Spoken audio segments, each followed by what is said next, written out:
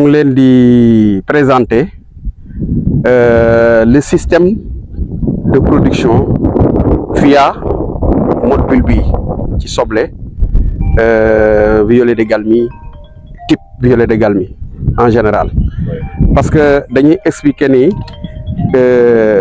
dañu war a produire teel a produire jiw oignon de consommation mu war a mën a teel a ñor su ko defee phase bulbe bii ñu démarré ñu mën koo tàmbali mën ci dem ba nga xam ne dañ koy am à temps mooy lan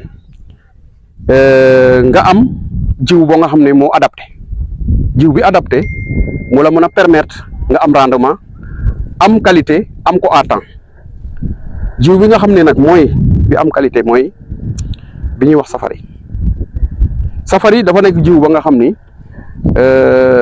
c'est un type violet de Galmi bu ñu amélioré nga xam ni li fi nekkoon violet de Galmi dafa am benn particularité mooy taux de floraison maanaam dafay focc lu bëri te bu foccee soble bi daanaka day am kan ci biir pax googu nag day wàññi qualité soble bi ñu ne loolu balaa ñuy topp di topp ba mu yàgg dañu war a def amélioration ñu def une sélection pour def safari améliorer la qualité du bulbe ci qualité calibre ak taux de floraison très bas bi ñu nee violet de Galmi floraison day dem 25 ba 30% bii day ñëw waxuma ne du fleurir mais day am à 5% de floraison donc daanaka wàññi nañu taux de floraison bi leneen tamit amaat na si mooy taux de floraison bu amee ci jiw comme li ñuy wax stress hydrique maanaam stress bu amee ci garab gi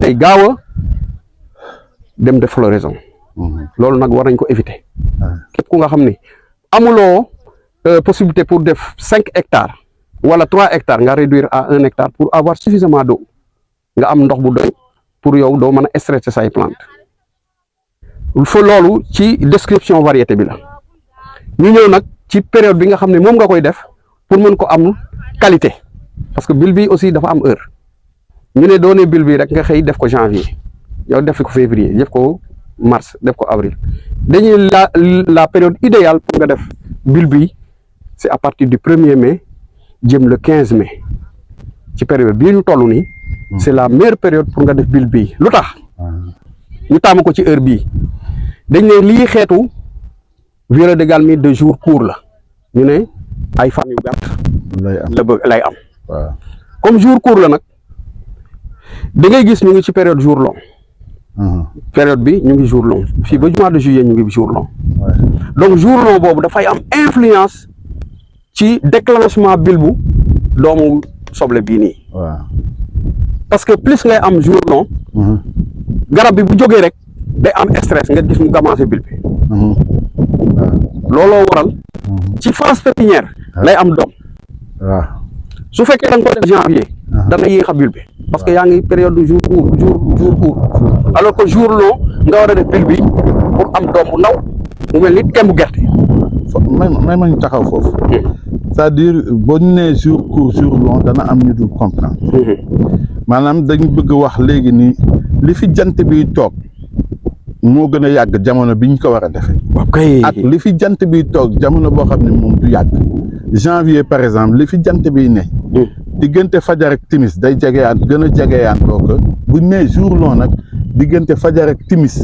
day gën a gudd ci lu wér voilà bien dit loolu leer na waaw li ma mënul woon a expliquer ci diggante jour long jour court faram fàcceel na ko waaw léegi nag ñu ñëw ci qualité bulbe bi tey boo ko defee pour am ko waaw ñu ne bulbe yi nga am waaw te bulbe yi dañu ne bulbe yi doom bu ndaw la ça veut dire que ba tey ci période bi nga koy def day am influence ci calibre bulbe bi parce que plus nga teel ko def nga am doom bu rëy te doom bu rëy bi du bulbe yi dañu ne doom bu rëy bi day a tax soo ko jëmbatee ci mois de octobre wala mois de septembre tu auras un taux de floraison risque de taux de floraison élevé lu tax parce que da nga jëm ci benn culture à 2 saisons te oignon su demee 2 saisons day am doom day am graine parce que production semence noonu la waaw à 2 saisons ngay am graine. waaw donc ça veut dire que doom bi bu réyee rek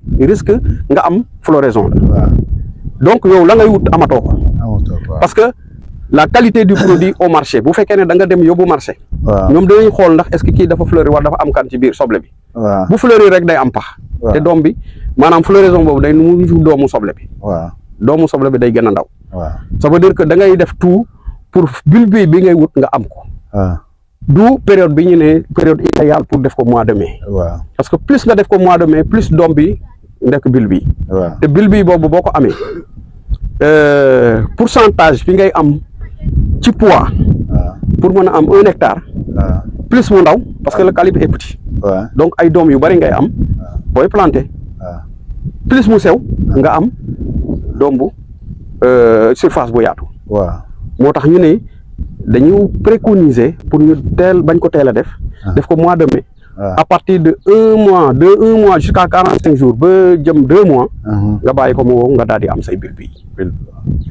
loolu moom la ñuy recommander ñi nga xam ne moom la ñuy def bulbe bi. et aussi faire le choix variétal. parce que le choix variétal est très important. parce que y a des variétés. yi nga xam ne type jour court. mooy le type galmi. il y a d'autres variétés qui sont de type intermédiaire qui sont tous dans le marché. parce que variétés yi may dul tudd parce que du suñu may jiw. mooy variétés yi nga xam ni.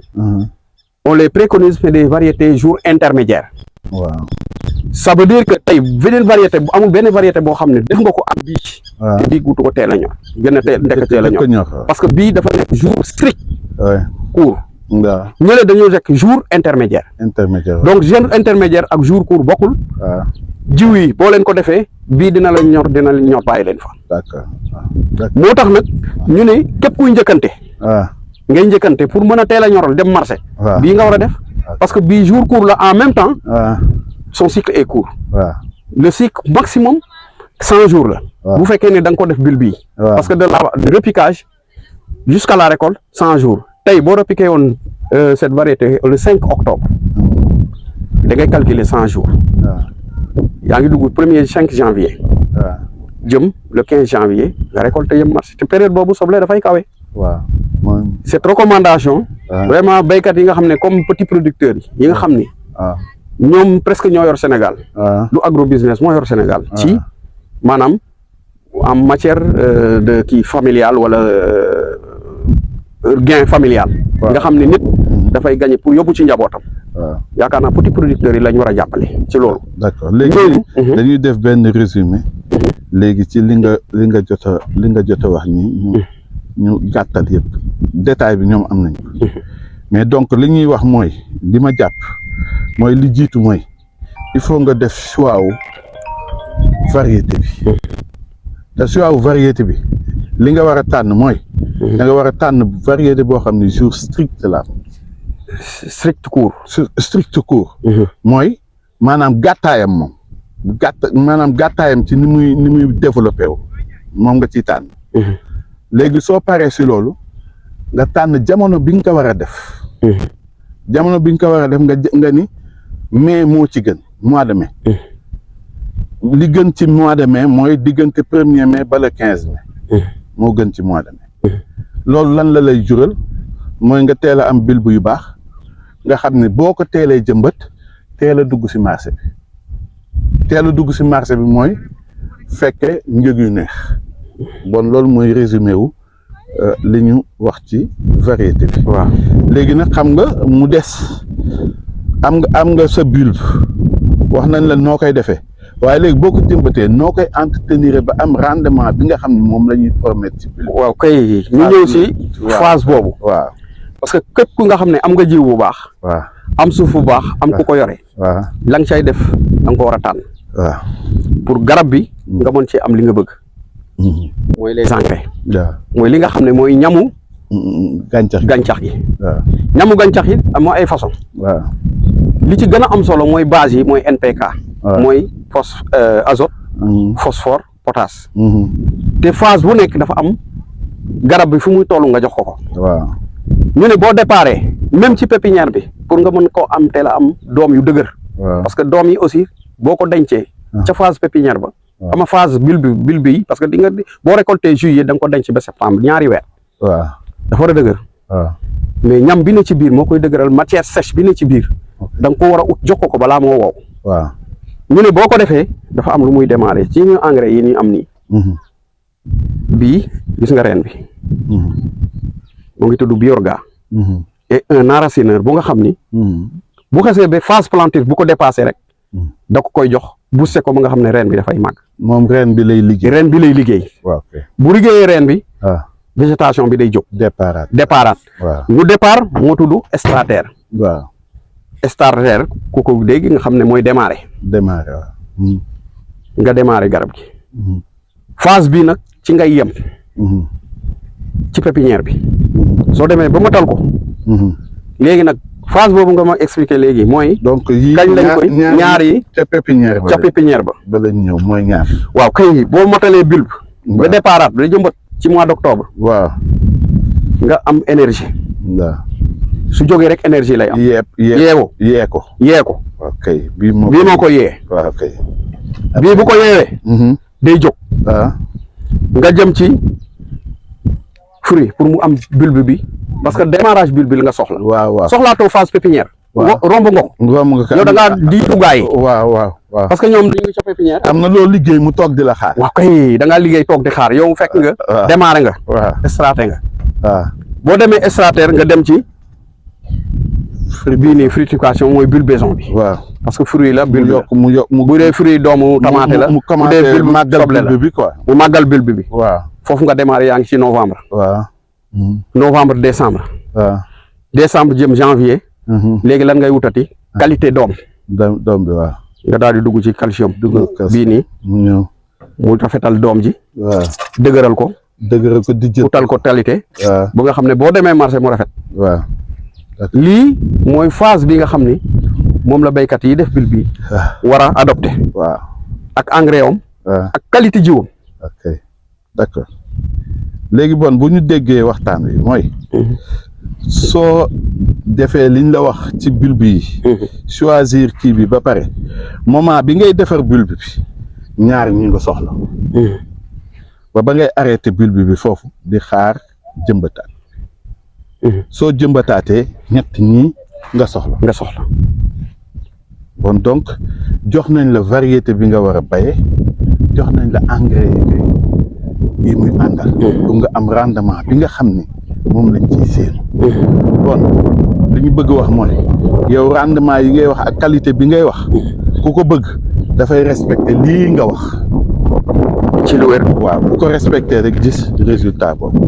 waaye dafa am leneen loo ñu indil mooy kii dañ ñu ko indil moom itam. waaw kay. xam nga am na ñaari possibilité am na. bii dañu ne. waaw sélection wu violet de Galmi dañoo bëri. waaw parce que violet de Galmi tur la. waaw yàgg na fi lool. waaw moom lañ daan jaayee soble type violet de Galmi. ñu bari ay sélection. waaw ci biir violet de Galmi. waaw am na bii access bi. waaw américain la.